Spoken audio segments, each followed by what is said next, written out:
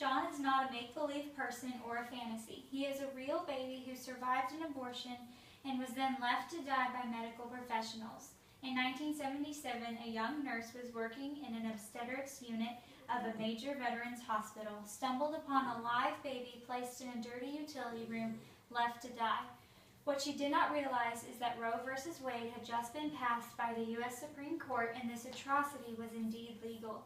The staff in the facility reprimanded her as she tried to explain that a baby was alive and placed on a cold metal table and left to die.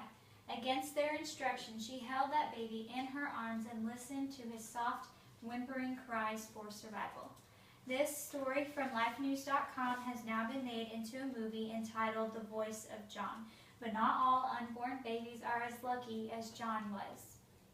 You are an important piece in God's puzzle. It is your job to be open to encourage and offer hope to young pregnant women who are all around you. Abortion is a major social issue in this country today, but there is a solution, and you can be a part of this hope.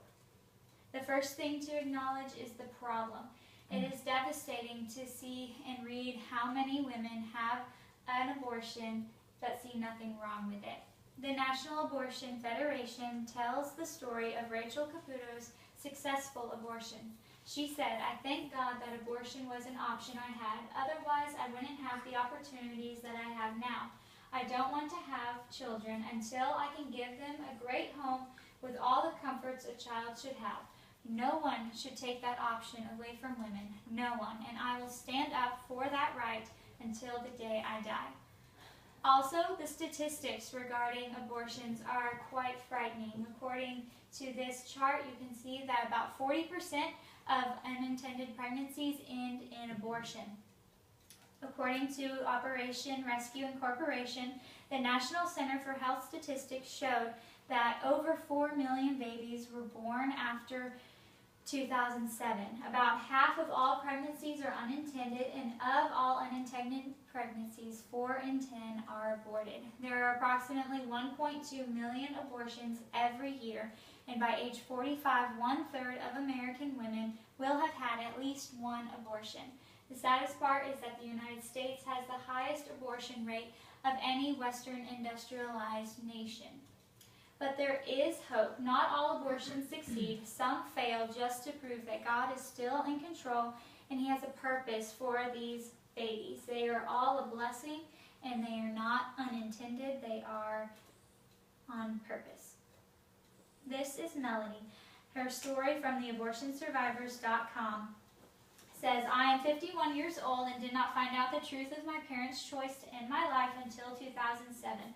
The last 5 years I have made my way through forgiveness and healing through the grace, mercy, and love of my God and my family and my church. I began writing God's story of my life, realizing that though I was never wanted on this earth, I was chosen for such a time as this, to heal the brokenhearted, free those who are captive, and bring reconciliation to the generations." And that leads me to my second point, that God has a plan and a purpose for children. As Donald Alban states in his book, God values human life, and this includes preborn life. As Psalms 139:13-16 says, "For you created my inmost being. You knit me together in my mother's wombs. Your eyes saw my unformed body. All the days ordained for me were written in your book before one of them came to be." And also, as Donald Alban states in Speech Communication, God values family, and this is seen from the very beginning of creation. In Genesis 9:7, it says, "As for you, be fruitful and increase in number, multiply on the earth and increase upon it." According to BibleGateway.com, in the NIV Bible, there are 205 references to family in the Bible, and these are just to list a few. So how can we solve this problem? We are the ultimate solution to this ongoing and continually growing problem. This call to action comes because of what God has done for us, how He has showed His everlasting love to us, and how He has called us as Christians to be His light. We are the key to this solution of the social issue of abortion. One way that you can be involved is by getting involved in a crisis pregnancy center. According to New York Times, as of 2013, there were about 2,500 crisis centers in the United States compared to 1,800 abortion centers. Also, the second way that you can be involved is to pray. One of the most powerful ways, again, to fight against the devil is to pray. And we can have confidence when we pray.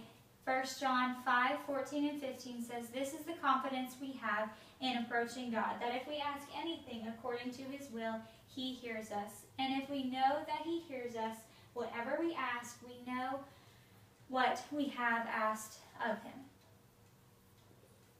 So I'll end with this quote from Mother Teresa. She said, "I feel the greatest destroyer of peace today is abortion, because it is a war against the child, a direct killing of the innocent child, murder by the mother herself.